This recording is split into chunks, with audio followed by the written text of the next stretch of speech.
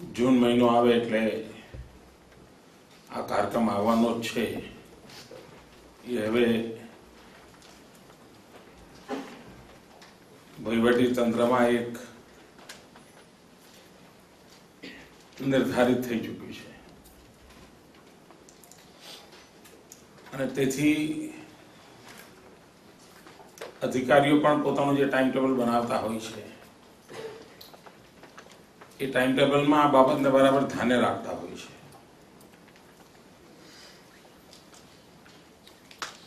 કોઈ વાર એવો વિચાર કરીએ કે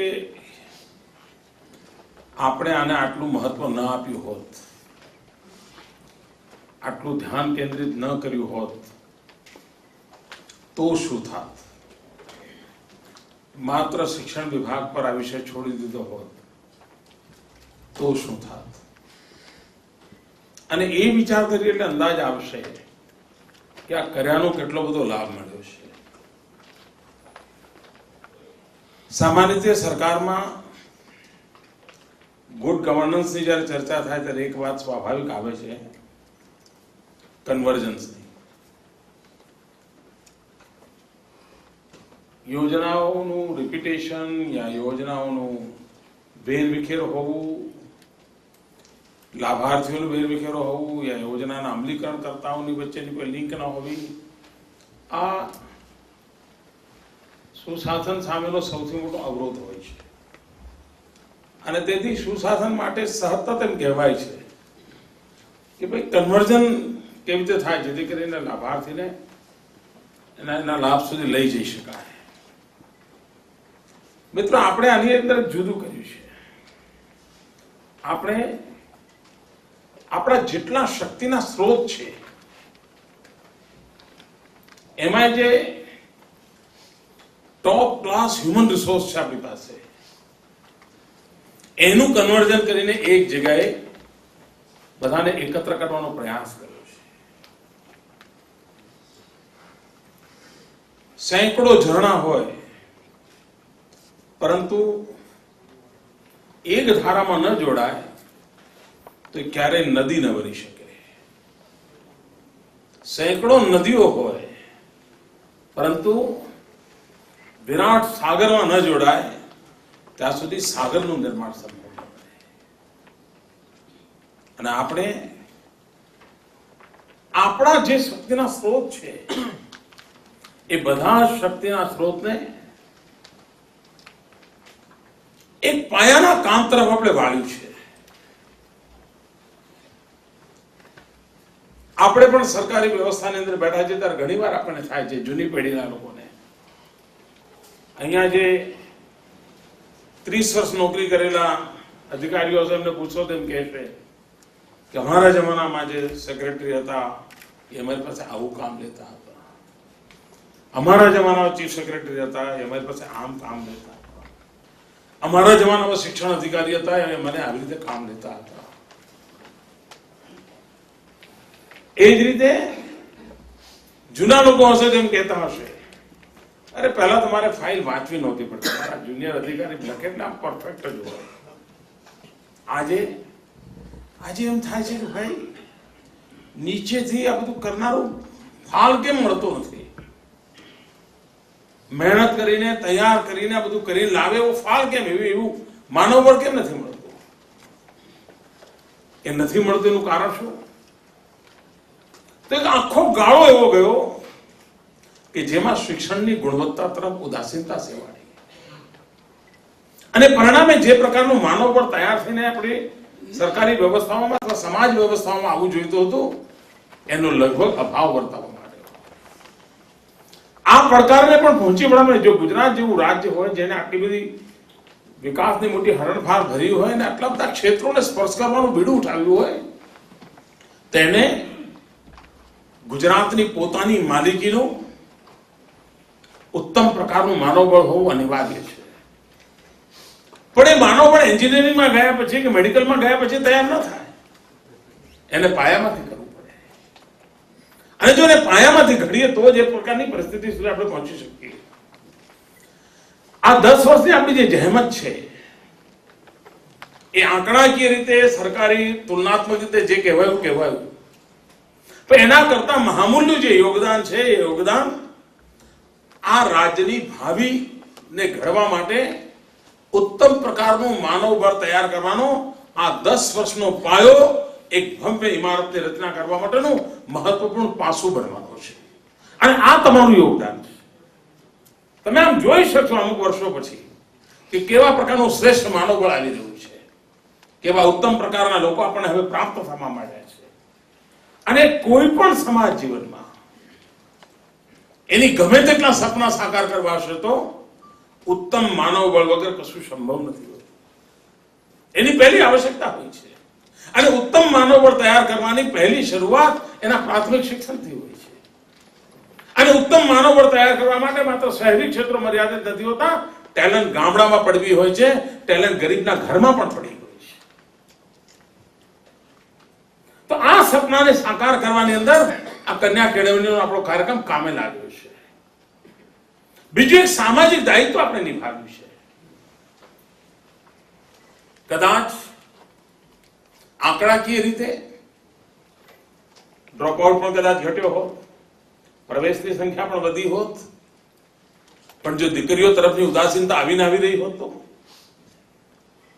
માંડ 50% પ્રવેશ થતો. અને કોઈ રાજ્ય એનું 50% માનવબળ એ નારી શક્તિ છે, એ જો આખી વિકાસની પ્રક્રિયામાં ભાગીદાર જ ન બનવાનું હોય, એ માત્ર એકલું અટુલું સંસારિક જીવન અને ઘર બહારની સાથે અટવાયેલું હોય તો એના દ્વારા તૈયાર થનારી નવી પેઢી પણ કેવી થઈ હોત. જો માં શિક્ષિત ન હોય તો એના સંતાનો કેવા થવાના છે. આપણે આ પેઢીનું નહીં, દીકરીઓને ભણાવીને આવનારી પેઢીને પણ ઉજાગર કરવાનું કામ કર્યું છે. એટલે એક પ્રકારે આપણે આ કરેલું કામ એ સરકારી વહીવટી વ્યવસ્થાનો ભાગ નથી. આપણે કરેલું કામ સરકારે સોંપેલી એક જવાબદારીની પૂર્તિનું કામ નથી. આપણે સોંપેલું કામ જેને આપણે કર્યું છે એ કામ આવનારી પેઢીઓના નિર્માણ માટેનું મહત્વનું યોગદાન તરીકે લેખાશે અને ઇતિહાસને એની નોંધ લેવી પડશે. અને એવું કામ આપણા દ્વારા થયું છે. મિત્રો, આપણે સમગ્ર આ શિક્ષણને ટુકડાઓમાં નથી જોયું. એક એક ચીજને આપણે નિશ્ચિત સમયપત્રક પ્રમાણે હાથ લગાવતા જઈએ છીએ. સંભવ છે કે 2002-03 તમે મને જયારે સાંભળ્યો હશે ત્યારે આવી બધી વાતો મેં નહીં કરી હોય. સંભવ છે કે મને 5 અને 7 ની અંદર તમે સાંભળ્યો હશે તો કદાચ મેં જુદા પ્રકારના વિષયોનો સ્પર્શ કર્યો હશે. એટલા માટે નહીં કે ભવિષ્ય મને ખબર નહોતી, પણ મને ખબર હતી કે ચીજોનું પ્રોગ્રેસિવ અનફોલ્ડમેન્ટ થવું જોઈએ. તબક્કાવાર જેમ જેમ સમય આવતો જાય એમ એમ એક એક ચીજો ખોલતા જવું જોઈએ. અને આજે જો તમે ગયા 10 વર્ષ તરફ નજર કરશો તો તમને ધ્યાનમાં આવશે કે આપણે દરેક ચીજ ચોક્કસ દિશામાં જવાના પ્રયત્નના ભાગરૂપે, સુવ્યવસ્થિત આયોજનના ભાગરૂપે આપણે આગળ ધપાવી છે. શિક્ષકોની ભરતીનું કામ હોય, જે કદાચ શિક્ષકની રૂકાવટ હતી એને હાથમાં લીધું, એમાં કોઈ કચાશ ન રહે સ્થિતિ પહોંચાડી દીધું.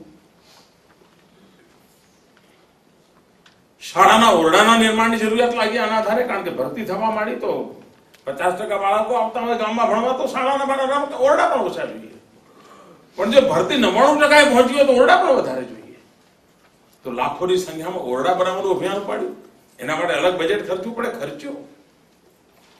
શાળાના ઓરડા બને, શિક્ષક આવે, પણ જો આધુનિક દુનિયા હોય તો જ્યોતિગ્રામ યોજનાનો લાભ શાળાને કેમ ન મળે? તો આપણે શાળાને વીજળી કનેક્શનનું કામ પૂરું કર્યું. શાળાના ઓરડા બને પણ તો દીકરીઓ માટે અલગ સેનિટેશનની વ્યવસ્થા ન હોય તો કેમ ચાલે? એના માટે 54,000 જેટલા અલગ દીકરીઓ માટેના સેનિટેશનના બ્લોક બનાવવા માટેનું કામ ઉપાડ્યું. આપણને એમ લાગ્યું ભાઈ વીજળીના કનેક્શન આપ્યા, પણ ખબર પડી કે બિલ શિક્ષકો ભરે છે.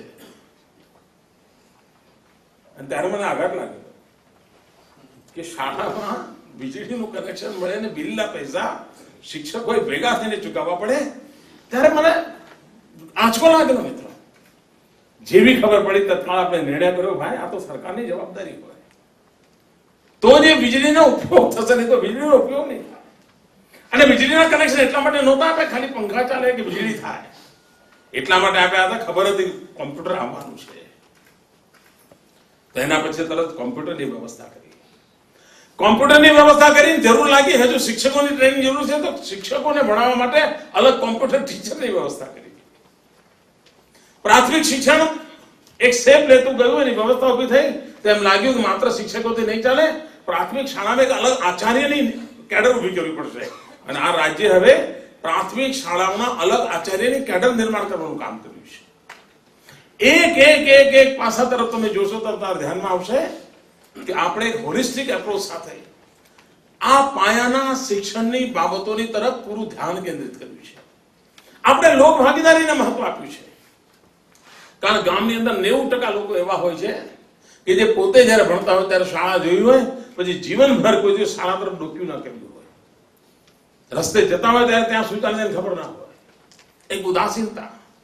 ગામનું મંદિર હોય તો સાંજ પડે જનારા 500 લોકો મળે, પણ ગામની શાળામાં જનારા 12 મહિને 500 લોકો ન મળે. જાણે આપણી કોઈ જવાબદારી નહીં, બાળકને સોંપી દીધું, આ માસ્તર કરશે બધું, આવી માનસિકતા. એમાંથી બહાર લાવીને શિક્ષણ, બાળક આ સમાજની સામૂહિક દાયિત્વ છે. એ માત્ર સરકારી કાર્યક્રમ નથી, એ માત્ર શિક્ષકની જવાબદારી નથી, એ માત્ર 4 ઓરડાની અંદર વ્યવસ્થા ઉભી કરેલી વ્યવસ્થા નથી. એક સમાજ જીવનનું મોટું અંગ છે. સમાજ જીવનના આંદોલનનો હિસ્સો હોય, સમાજ જીવનના ભાગેના ઘડવાઈઓ માટે સામૂહિક જવાબદારીનો હિસ્સો હોય, આ વાતાવરણ બનાવવાનો પ્રયાસ કર્યો અને વાતાવરણનું પરિણામ પણ મળ્યું છે. આપણને આજે લોક ભાગીદારીનું વાતાવરણ બન્યું છે, બધા લોકો રસ લેતા થયા છે. શિક્ષકોમાં પણ એના કારણે બાળક માટે શિક્ષકને કદાચ ઘણી વાર એમ થાય ઠીક છે ગલે નહીં આવ્યો હોય સોમવારે, પણ એની સમાજ ભક્તિ જાગે ત્યારે એમ લાગે છે કે મારા શાળાના, મારા ક્લાસરૂમના 3 બાળકો કેમ નથી આવતા. અને મિત્રો આ પરિણામો કેવા આવ્યા? અનેક આપણા ટીડીઓ એમણે જાતે ઇનિશિયેટિવ લઈને સમગ્ર શાળા વ્યવસ્થાને સુધાર માટે ટેકનોલોજી વિકસાવવાના પ્રયત્ન કર્યા. પોતે રસ લઈને સોફ્ટવેર બનાવ્યા, ચાઇલ્ડને ટ્રેક કરવા માટેની સિસ્ટમ ડેવલપ કરી. એક બાળક 7 દિવસ સતત નિશાળમાં ન આવે તો ડીડીઓ સુધી એને SMS પહોંચે, આ પ્રકારની ટેકનોલોજી વિકસાવવાનું કામ આપણા કલેક્ટર, ટીડીઓ આ અધિકારીઓ જાતે થઈને કરે. એમનો શિક્ષણ વિભાગ નહોતો, એમની જવાબદારીનો હિસ્સો નહોતો. પણ આ જે વાતાવરણ બન્યું, એ વાતાવરણના કારણે એમને પણ લાગ્યું કે હું પણ કદાચ વ્યવસ્થાને વધારે ટેકનોલોજી સાથે જોડીને સુધારો લાવી શકીશ. દરેકે પોતપોતાની રીતે કંઈ ને કંઈ કોન્ટ્રીબ્યુશન કર્યું છે. અને જરૂરી નથી કે બધા શિક્ષણ વિભાગની જવાબદારીના ભાગરૂપે કરતા હતા. એ બધા એટલા માટે કરતા હતા કે ભાઈ ગુજરાતની આવતીકાલ ઘડવા માટે શિક્ષણના પાયા તરફ રાજ્યનું ધ્યાન છે, તો આપણી એમાં સામૂહિક જવાબદારી છે. આ અનેક અધિકારીઓ ઉપાડ્યું અને એનું આપણને પરિણામ મળ્યું છે. ભાઈઓ બહેનો, દેશ ઈ ગવર્નન્સની બાબતમાં, ઇન્ફોર્મેશન ટેકનોલોજીની બાબતમાં કેટલે પહોંચ્યો છે, કેટલો આગળ પહોંચશે, એની ચર્ચા કરવા માટે હું અહીંયા ઉભો નથી થયો. પરંતુ આપણે ગુજરાતમાં વિચાર કરી શકીએ કે જો આપણી પ્રાથમિક શાળાઓમાં 10 કોમ્પ્યુટરની લેબ બનતી હોય, આપણી પ્રાથમિક શાળાની અંદર ટીચરોની ટ્રેનિંગ માટે કોમ્પ્યુટર એક્સપર્ટની વ્યવસ્થા આપણે કરતા હોઈએ, બજેટ કરતા હોઈએ, તો આપણા રાજ્યની અંદર સરકારી પ્રાથમિક શાળા કમસે કમ જિલ્લામાં 1, અને તે પણ ગ્રામીણ શાળા, એ સ્માર્ટ સ્કૂલ કેમ ના બને? મિત્રો, આખો કન્સેપ્ટ બદલાઈ રહ્યો છે. સ્માર્ટ ક્લાસરૂમની ચર્ચા ચાલે છે. ટેકનોલોજી દ્વારા, 3D સિસ્ટમ દ્વારા બાળકના શિક્ષણ માટેની વ્યવસ્થાઓ વિશ્વ કરી રહ્યું છે. આપણે કેવી રીતે પાછળ રહી શકીએ? આ બધી જે માળખાકીય સુવિધાઓ કરી છે એ દિશામાં જવા માટે કરી છે. તો એક પ્રકરણ આજે હું તમારી સામે બોલું છું કે ભલે પ્રાથમિક શાળાઓ હોય, સરકારી શાળાઓ હોય, પણ આપણું સપનું હોય કઈ અહીં બેઠેલામાં હોય જે બિલકુલ જુનિયર, નાની ઉંમરના છે, એવા લોકોને પણ સ્માર્ટ ક્લાસમાં ભણવાનું સૌભાગ્ય નહીં મળ્યું હોય. આપણે સપનું જોઈએ ગરીબનું બાળક પણ સ્માર્ટ ક્લાસમાં ભણે, જેમાં ફૂલ ટેકનોલોજી ઇક્વિપમેન્ટથી એને દરેક બારીકમાંથી બારીક ચીજો ભણવા માટેનો અવસર મળે. અને એક વાત નિશ્ચિત છે મિત્રો કે દ્રશ્ય શ્રાવ્ય દ્વારા શિક્ષણમાં ગ્રાસ્પિંગ પાવર ખૂબ વધારે હોય છે. બાળક એટેન્ટિવ હોય છે. 4 પીરિયડમાં જે ભણી શકતો હોય એ 20 મિનિટની અંદર પ્રાપ્ત કરી શકતો હોય છે. આ સામર્થ્ય અને આ બધું પ્રુવન બાબતો છે. અને આ જો થતું જ હોય અને આટલું બધું માળખાકીય વ્યવસ્થાઓ આપણે ગોઠવી હોય તો આપણે એ દિશામાં શા માટે ન જઈએ? અને એક બીજું સપનું છે મિત્રો, હમણાં આપણે ભારત સરકાર પાસેથી સેટેલાઇટ ભાડે માંગ્યો છે.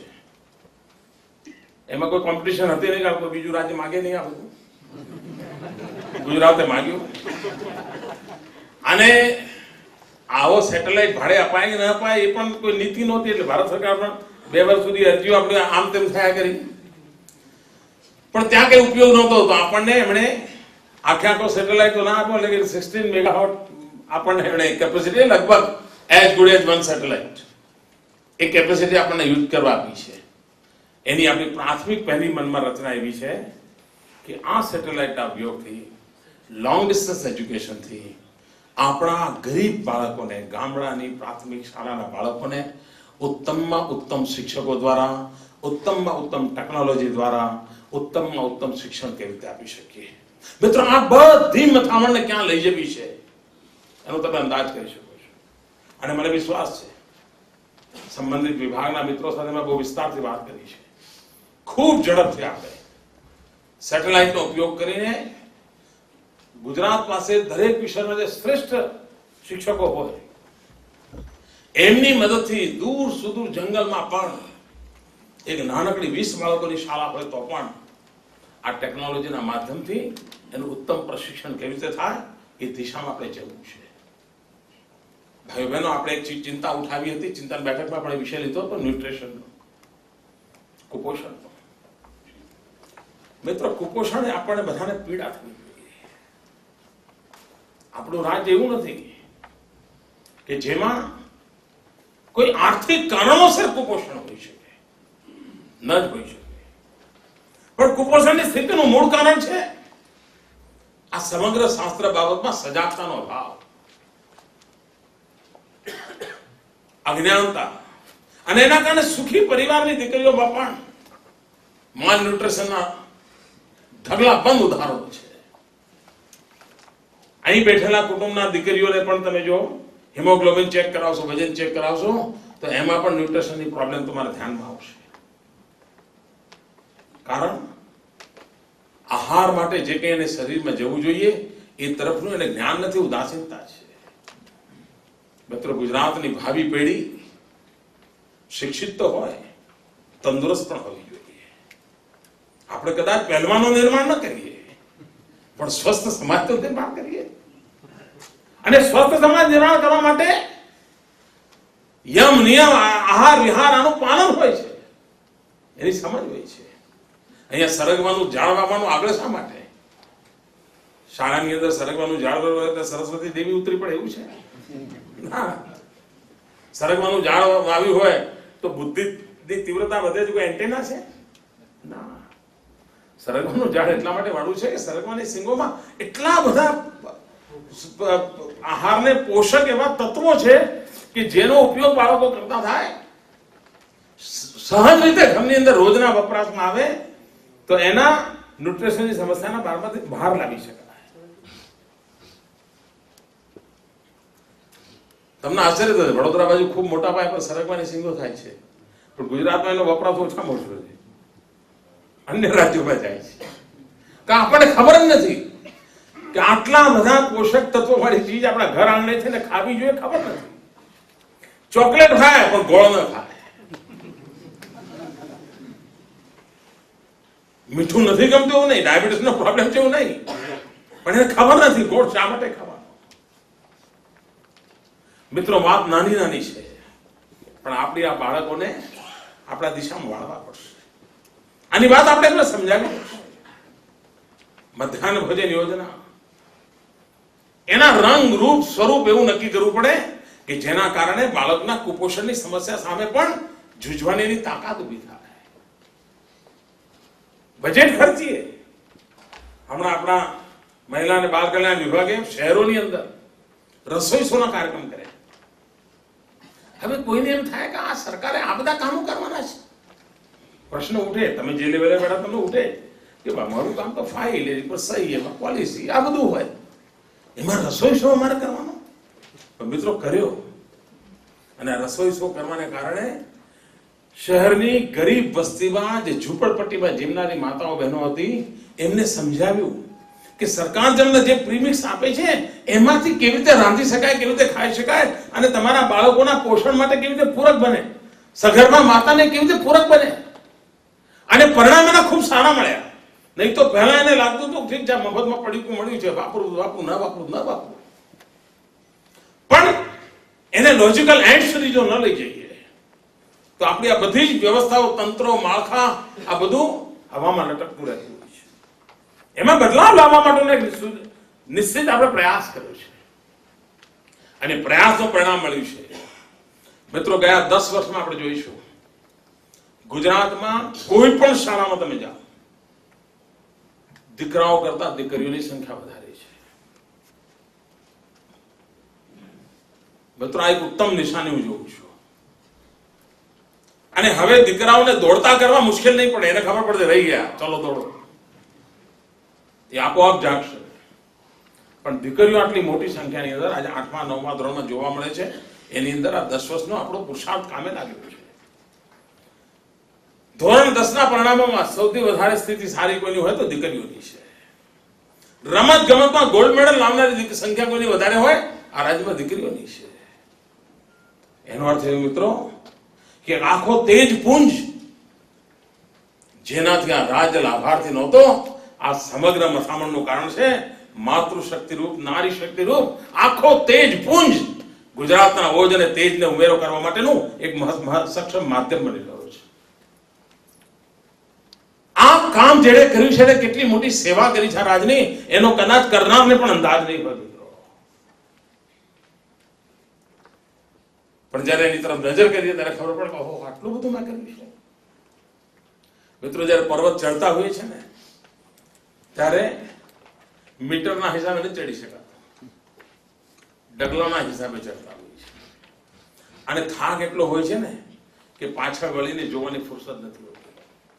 પણ એક વાર નિર્ધારિત જગ્યાએ પહોંચીને અને પછી નીચે નજર કરી ખબર પડે ઓહ હું આટલું બધું ચડી ગયો. ચડતી વખતે અંદાજ નથી હોતો. મિત્રો આપણે પણ જે ચઢાણ કર્યું છે ને એવું ચઢાણ કર્યું છે.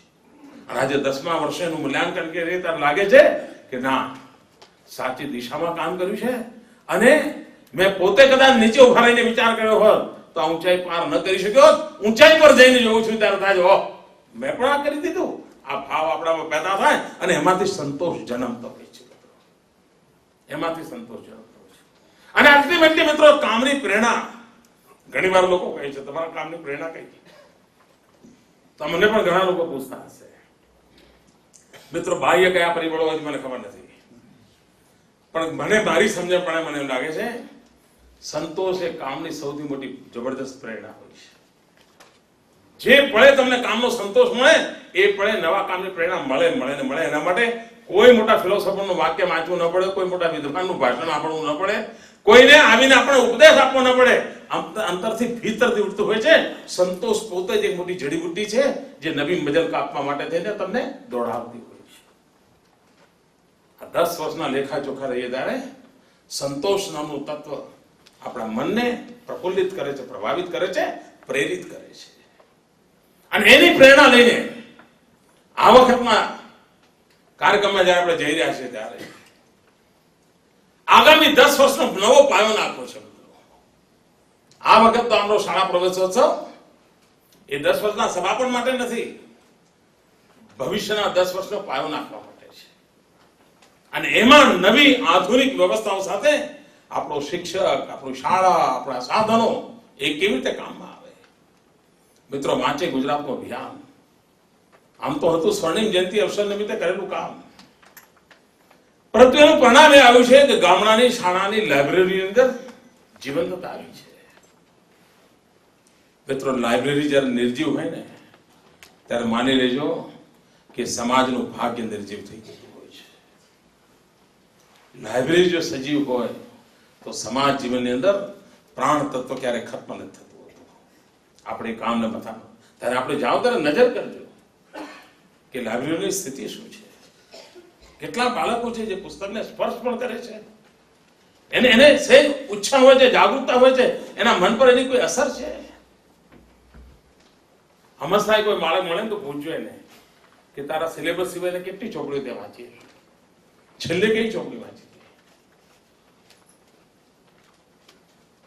મિત્રો, ક્રિકેટિયર સારો કયો, મેચ કઈ સારી, ફિલ્મ કઈ સારી, એની ચર્ચા ચોરે ને ચોટે જતી હોય છે. પણ ગયા અઠવાડિયે કયું સારું પુસ્તક વાંચ્યું હતું એની ચર્ચા, એ સહજ સ્વભાવ બનાવવો, એના માટેની દિશા આપવી આપણું કામ છે. નાનકડી પણ ચોપડી વાંચી હોય એની વાત કરવાનો એને અવસર મળતો જોઈએ. અને એક વાર પુસ્તક મળે એટલે જાણે કંઈક મળી ગયું છે. ઘરમાં મા બાપે ટોકવો પડે, ચાલ ભાઈ ચાલ જમવાનું થઈ ગયું, વિરસી દીધું, ચાલ ઠંડુ થાય, ચાલ પછી ચોપડી વાંચીએ. મેં એવા હું મારા અનેક મિત્રોને જાણું છું કે જેમને જમવા માટે ચોપડી પડાવી લેવી પડતી હાથમાંથી. એની માને એની દીકરા પાસેથી પુસ્તક ઝૂંટવી લેવું પડે, ચાલ પહેલા જમ પછી ચોપડી વાંચીએ.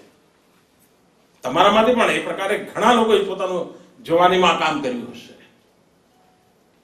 મિત્રો, આ વાતાવરણને કેવી રીતે પ્રચારિત કરીએ, પ્રસારિત કરીએ. આપણી આવનારી પેઢીને ઘડવા માટે આપણી મથામણ છે. મિત્રો, આપ જયારે પ્રવેશોત્સવ માટે જશો ત્યારે તમે એમ ન વિચારતા કે ગામનો શિક્ષક તમને કેવી રીતે જુએ છે. તમે એ ન વિચારતા કે ગામના નાગરિકો તમને કેવી રીતે જુએ છે. એ બધા તો તમે મોટા સાહેબ છો, અધિકારી છો એટલે એક જુદા ભાવથી જોશે. પણ તમે મનમાં એ વિચાર કરજો કે આ બાળક તમને કેવી રીતે જોતું હશે. એ બાળકના મન પર તમારી આ મુલાકાતની કેવી છબી બનશે. 20 વર્ષ પછી પણ તમારી એ શાળાની મુલાકાતમાં તમારી સામે બેઠેલું બાળક, એના મન મંદિર પર તમારું સ્થાન કેવું બન્યું હશે. અને મિત્રો, તમારામાંથી કોઈ પણ વ્યક્તિ એવા નથી કે જેના જીવનમાંથી પ્રેરણા ન લઈ શકે. તમે તમારા જીવનમાં સિદ્ધિઓ પ્રાપ્ત કરેલા લોકો છો. તમારા જેતા પહેલા ત્યાંના લોકોને સમજાવે કોઈ આ અધિકારી આવવાના છે, એમના જીવનનું આ વિશેષતા છે, એમના પરિવારનું આ બેકગ્રાઉન્ડ છે. આપો એ બાળકોના મનમાં પણ એમ થશે આટલું મોટું જીવનમાં પ્રગતિ કરેલા વ્યક્તિ અમારે ત્યાં આવ્યા છે. મિત્રો, એનો પણ પોતાનો એક અસર હોય છે અને પ્રભાવ હોય છે. મેં આઈપીએસ અધિકારીઓને તો કહ્યું હતું કે તમે યુનિફોર્મમાં જાઓ, અને યુનિફોર્મમાં જવાની એક અસર હોય છે.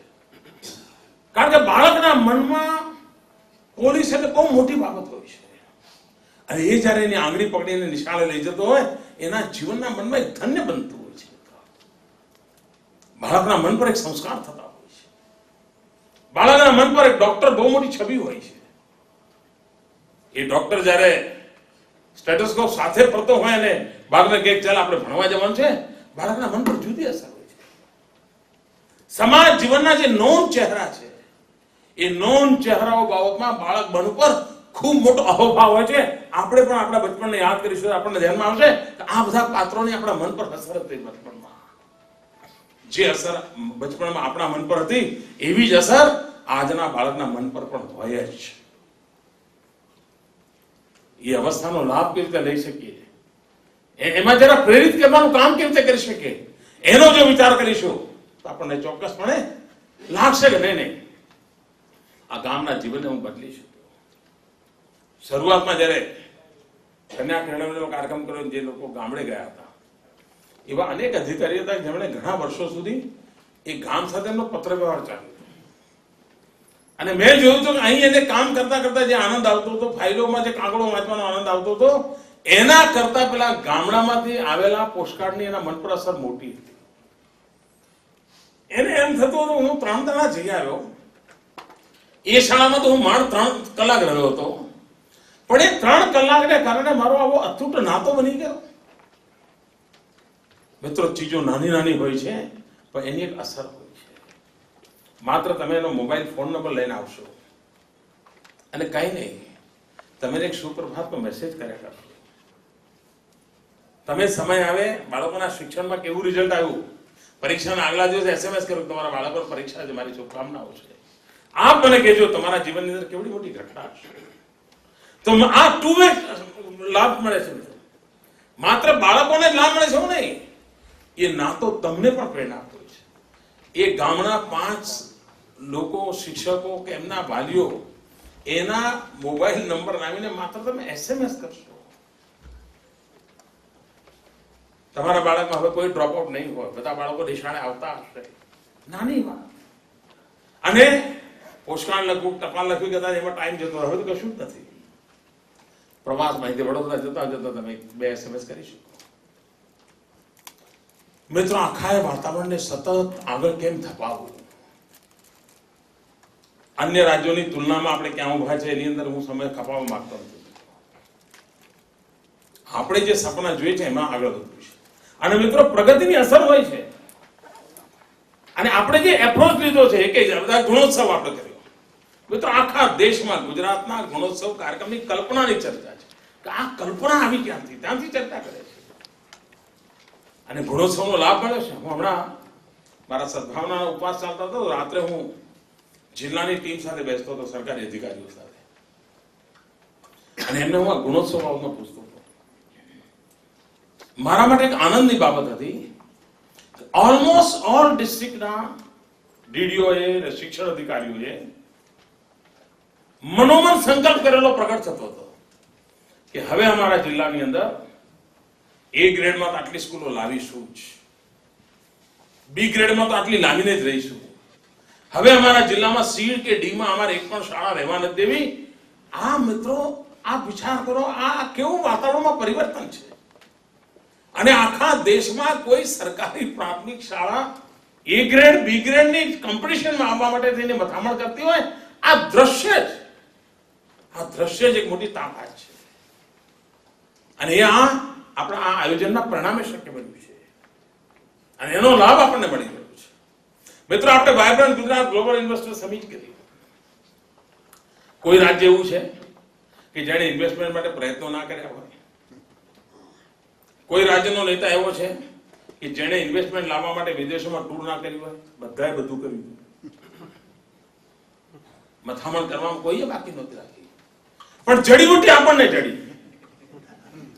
2 વર્ષે એકવાર કરીએ છીએ ને, આખી દુનિયાને આપણે લાવીએ છીએ. અને મિત્રો, એનું પરિણામ કેવું છે?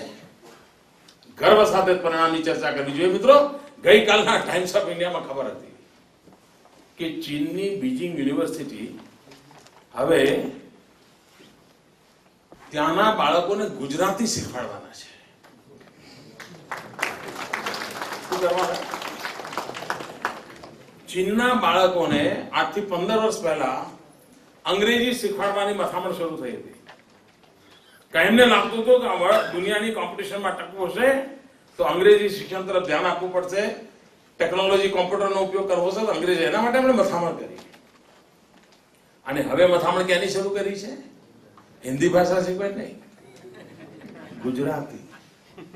મિત્રો, એમને સમજણ પડે છે કે બધું હવે અમારા જોડે જ છે ભાઈ. એમનો નાનો અહીંયા જ પડ્યો છે. હું આપણા લોકોને કહેતો હતો, મારા ભાષણ તમે સાંભળ્યા હશે, હું એમ કહેતો હતો કે 21મી સદી એશિયાની સદી છે, તો આપણે અત્યારથી નક્કી કરવું પડે કે એશિયાની 2 પ્રમુખ ભાષાઓ પર આપણું પ્રભુત્વ હોવું જોઈએ. આપણી પાસે એવા નવજવાનો હોવા જોઈએ જેને ચાઇનીઝ અને જાપાનીઝ લેંગ્વેજ આવડતી હોવી જોઈએ. આ મને સમજણ પડે છે કે એશિયા જ્યારે પાવરફુલ બને ત્યારે એના પાવર સેન્ટર્સની અંદર આપણે ક્યાં હોઈએ? આપણે વિચાર કરતા હતા, ભાષણ કર્યા, સમજાવતા હતા, કેટલી સ્કૂલો, કોલેજો ચાલુ કર્યું. ચીનની આખી યુનિવર્સિટી સમજી ગઈ કે ભાઈ બીજું કાંઈ કરવાની જરૂર નથી, ગુજરાતી શીખી જાઓ. મિત્રો, આનો અર્થ એ છે કે ગુજરાત જે દિશામાં જઈ રહ્યું છે, અને એને નહીં તો એમને કઈ કારણ નથી ગુજરાતી ભાષા, એમને કઈ ગળી રોટલી દાળ ખાવાની છે એવું કઈ છે નહીં ભાઈ. એમને ખબર પડે છે. મિત્રો, આ બધા જ પરિણામોના કેવા સુફળ મળી રહ્યા છે, આ પ્રયત્નો કેવી રીતે પરિણામોની અંદર પરિવર્તિત થઈ રહ્યા છે, એનો આપણે હિસાબ લગાવ્યો તો આપણને અંદાજ આવશે. અને આજે પણ આ જ ગુજરાત સરકારના તમે સાથીદારો, પહેલા તમે દિલ્હી જતા હશો ત્યારે ટેબલ સામે ઉભા રહેતા હશો ત્યારે કોઈ બેસવાનું નહીં કહેતું હોય, અને આજે તમે આવવાના છો દરવાજા ઉભા રહેતા હશે. ગુજરાત સાંભળતા જ હિન્દુસ્તાનના કોઈ પણ ખૂણામાં તમારી સાથે ગૌરવભેર લોકો હાથ મિલાવતા થયા છે. તમે કોઈ મહાન કામ કરી રહ્યા છો, તમને સન્માન પ્રાપ્ત થઈ રહ્યું છે. અને અનુભવ બધાનો છે. તમારા બધા અનેક લોકો જોડે મારી વાત થઈ છે. મિત્રો, આ જે સ્થિતિ બની છે એના મૂળમાં આપણા સૌનો સહિયારો પુરુષાર્થ છે. કોઈ એક સરકારમાં કોઈ એક નેતા બેઠા છે તો એવું માનવાને કારણ નથી. મિત્રો, ટીમ ગુજરાતનો યશ છે. સૌના સહિયારા પુરુષાર્થનું પરિણામ છે. દરેકનું પોતાની શક્તિ મુજબનું યોગદાન છે, એના કારણે શક્ય બન્યું છે. એ ટીમ ગુજરાત એ વધુ શક્તિથી આગળ વધે અને આ પ્રવેશોત્સવ પણ સમગ્ર રાજ્યના ગ્રામીણ જીવનમાં અને શહેરી જીવનમાં પ્રાણ શક્તિ પૂરનાર હોય, શિક્ષણને આધુનિકતા તરફ લઈ જનાર હોય, શિક્ષક અને વિદ્યાર્થીઓને ચેતનવંતા બનાવનારો બને, એ દિશામાં આપણે પ્રયત્ન કરીએ એવી અપેક્ષા સાથે મને વિશ્વાસ છે કે જિલ્લામાં પણ વિડીયો કોન્ફરન્સ દ્વારા જે મારા મિત્રો બધા મને સાંભળી રહ્યા છે, અહીં જે ઉપસ્થિત અધિકારીઓ જે સાંભળી રહ્યા છે, એક પ્રકારે સમગ્ર રાજ્યનું મહત્વપૂર્ણ પરિબળ, આખી શાસન વ્યવસ્થાનું મહત્વપૂર્ણ પરિબળ 3 દિવસ માટે ગામડા ખૂંદવા જઈ રહ્યું છે. ત્યારે જરૂર પડે ગુજરાતની આ કાલ પણ ઉજ્જવળ બનશે એવો મને વિશ્વાસ છે. ધન્યવાદ.